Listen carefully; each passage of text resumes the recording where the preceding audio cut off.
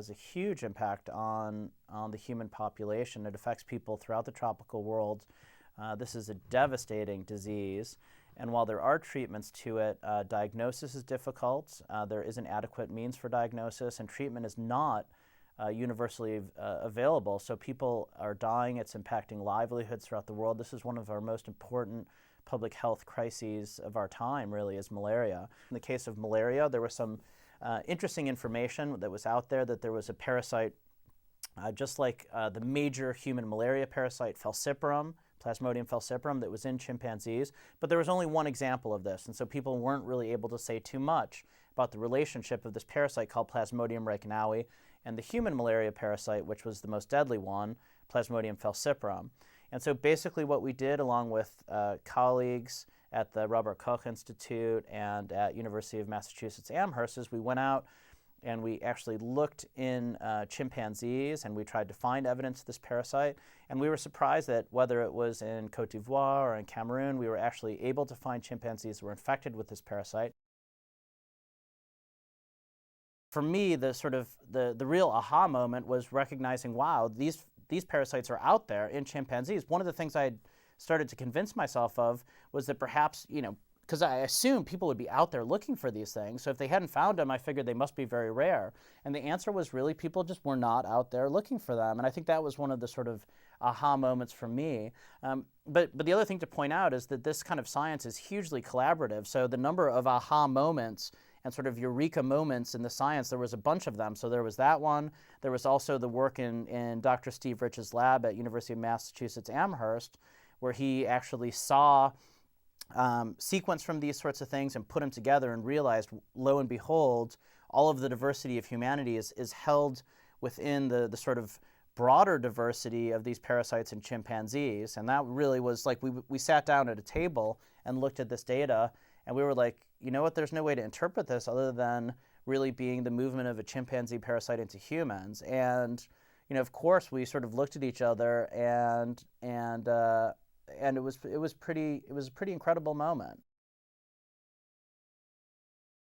As a young kid, I remember vividly, and I must have been probably 4 or 5 years old, and I was watching, I'm pretty sure it was a National Geographic documentary with my father on work that was done with wild gorillas in Central Africa. And that's sort of the most of my recollection that I have, but I remember just being sort of incredibly fascinated with the idea that these animals were some of our closest living relatives.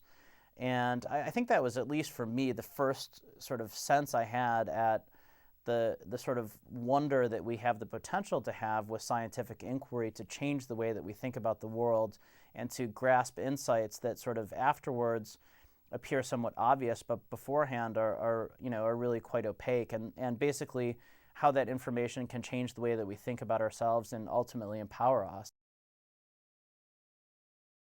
By studying these things, and obviously it's important to study them, I don't think you get a good sense of what it is like to actually be a scientist. And so maybe part of it is increasing the interface between students of science and actual scientists, because I think for many of us, we feel very fortunate to be in this endeavor where, despite all of the complexities and difficulties and not enough funding and heavy competition and all these sorts of things, that really at the end of the day we get to go out and ask questions about the nature of reality, whether it be life or the universe or soil or whatever it is. We get to ask these questions, and if we get lucky, we get to find some answers. And there's a certain thrill to that, which is, I think, among the more intense thrills that we're capable of as human beings.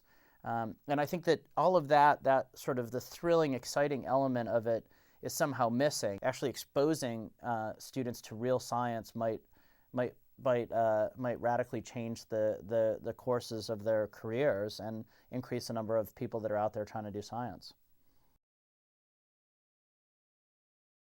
This is really about interacting with scientists. It's challenging, to be a scientist. Many scientists are not compensated at the levels that they should be compensated. Funding is difficult. Often we enter science and we basically end up doing things that are different than what we originally envisioned. But at the core of it, most practicing scientists out there have something that they really, really love about what they do, and their capacity to answer real questions about life and about the world.